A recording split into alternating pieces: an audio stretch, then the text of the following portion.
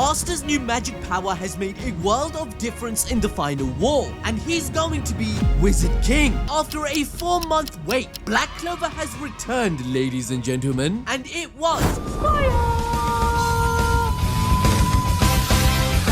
Just look at the beautiful art Tabata cooked up. Damn!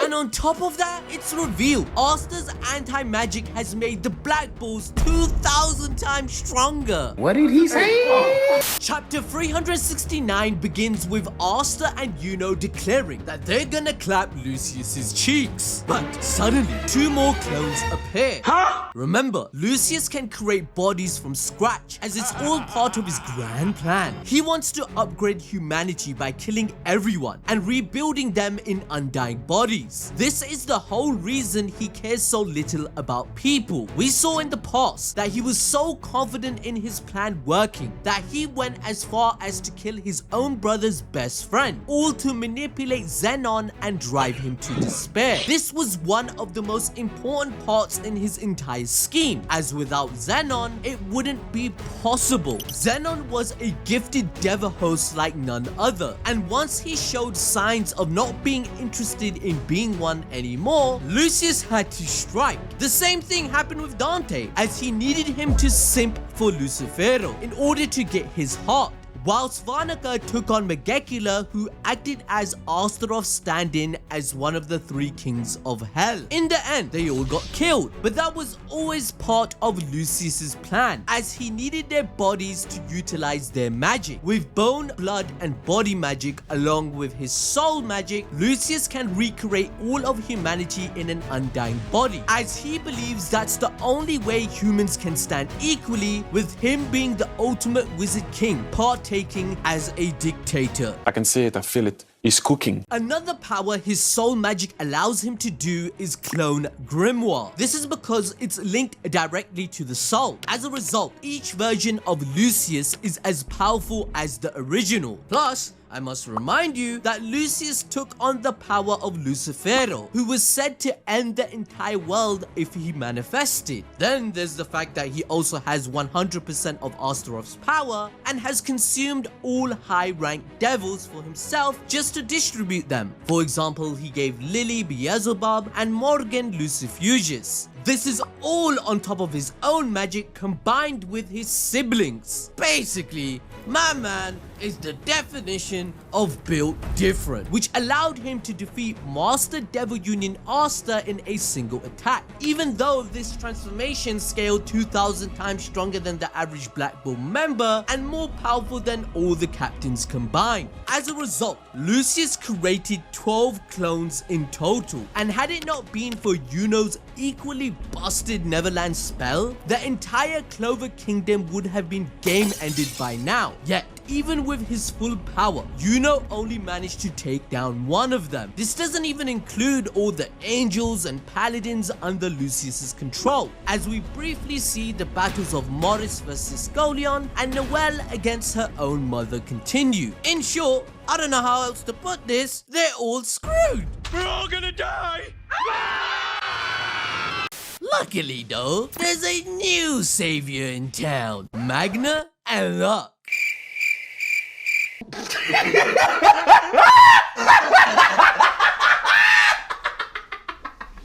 No, I'm being serious. We get a flashback to when Asta shared his anti-magic with his Black Bull teammates. Remember, we learned that Asta and his anti-magic is the last hope humanity has. Had it not been for him arriving against Damnatio, they would have all been cooked up and dead already. But this is Black Clover. No one dies in this series, right?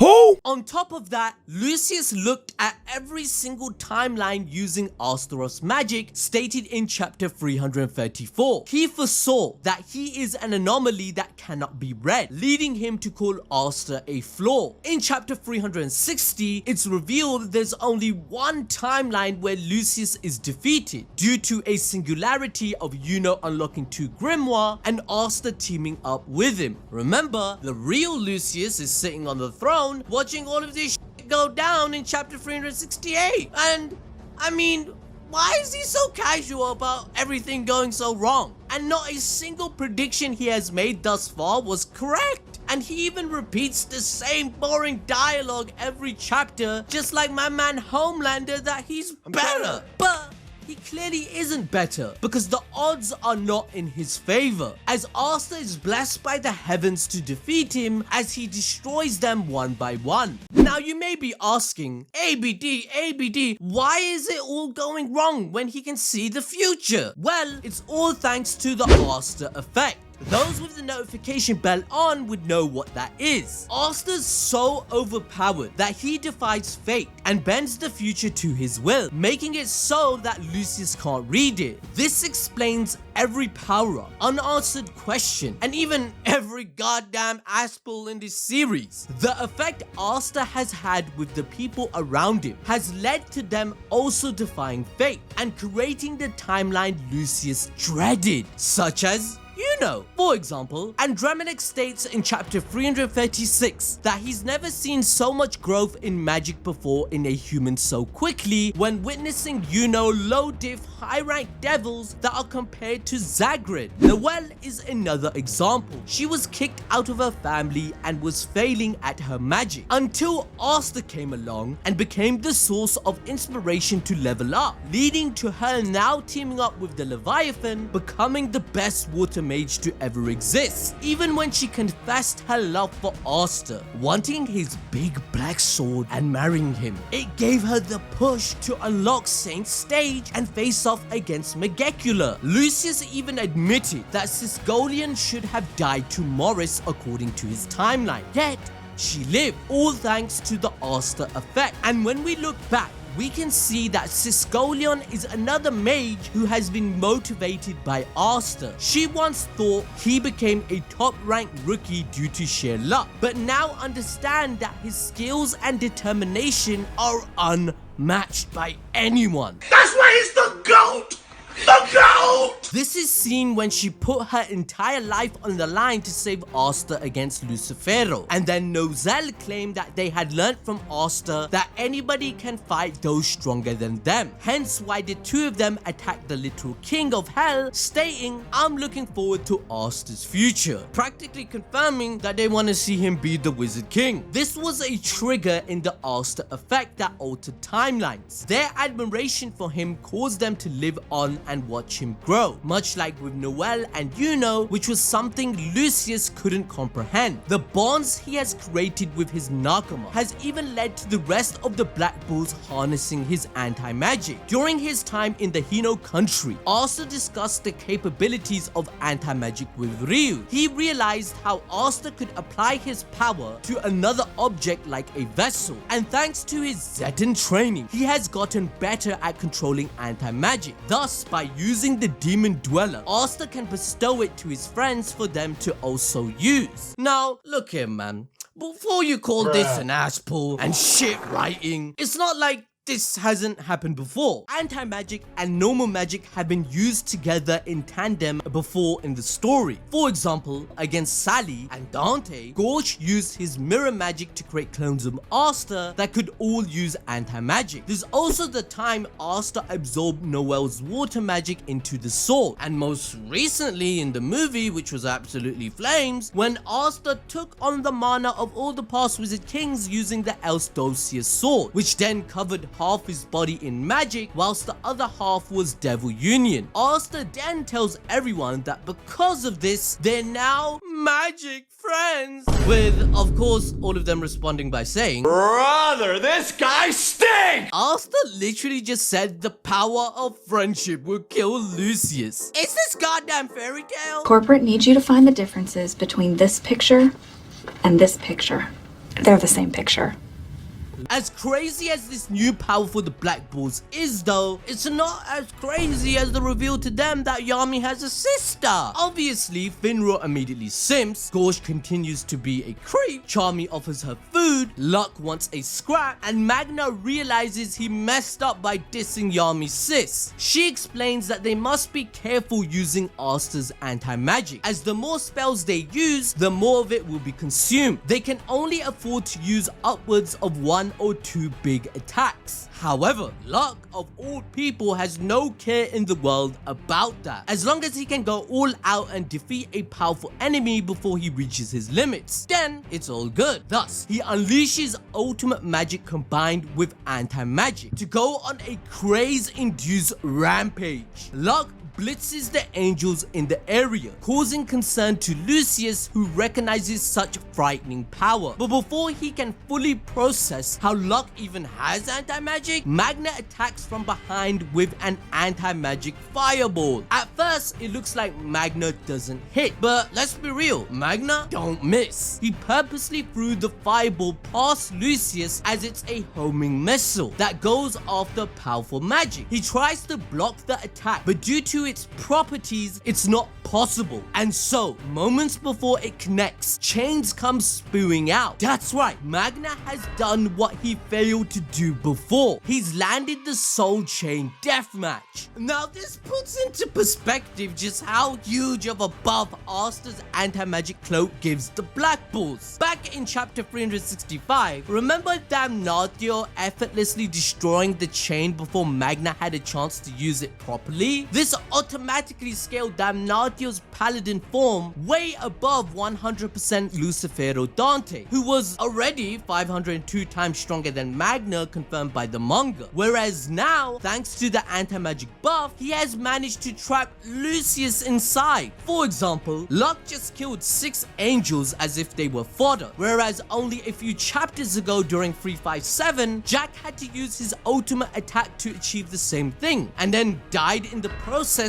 after being killed by Morgan's paladin. This is comparable to the Black Bulls losing to Damnatio. However, like I said, they're far beyond that now. With basic power scaling, we can deduce that this makes the Black Bulls thousands of times stronger than they were before, thanks to Asta sharing his new power. This undoubtedly confirms that the Black Bulls are now the strongest Magic Knight squad to ever exist. Now, for those of you that have forgot, the chain is made from Magna and the opponent's soul, and evenly splits the total magic power of all parties. But in this case, it's a 4-way, a 2v2 between Magna and Luck against Lucius and a angel. At least it was, as they one-shot the angel, leaving Lucius's mana to be siphoned away into thirds between them all. Thus, all Magna and Luck have to do is beat the crap out of Lucius. And guess what? They do exactly that. Get him up, let him get up, let him get up, let him get up.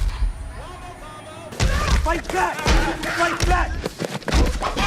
Whilst Lucius manages to dodge an attack from Magna, Luck picks up the pieces, slashing him across the chest. What's even worse for Lucius is that because the attacks are coated with anti-magic, his healing has slowed down. The goal of Magna and Luck is to keep chipping away at him until he is too low on mana to fight anymore. With this, it becomes a battle of attrition. It's a case of who runs out first, Lucius and his mana, or the anti-magic Black Bulls. Now obviously this is a shonen. Lucius favors himself with this matchup because he's a dumbass, but doesn't realize that Magna and Luck's bond goes Go stupid! In chapter 64, Magna states Luck was his very first friend. They have been rivals ever since, pushing each other to grow. Magna and Luck used their combo spell against Vettel, but they failed. If it wasn't for Asta arriving to save them at the final moment, they'd have been dead. In chapter 65, Vettel said that if someone was to take an anti-magic attack like that head on, they'd be defeated instantly. And this is where the difference between then and now comes into play. After 3 years of training, they use the same spell, but with anti-magic. Therefore, Lucius has no hope. It was at this moment that he knew.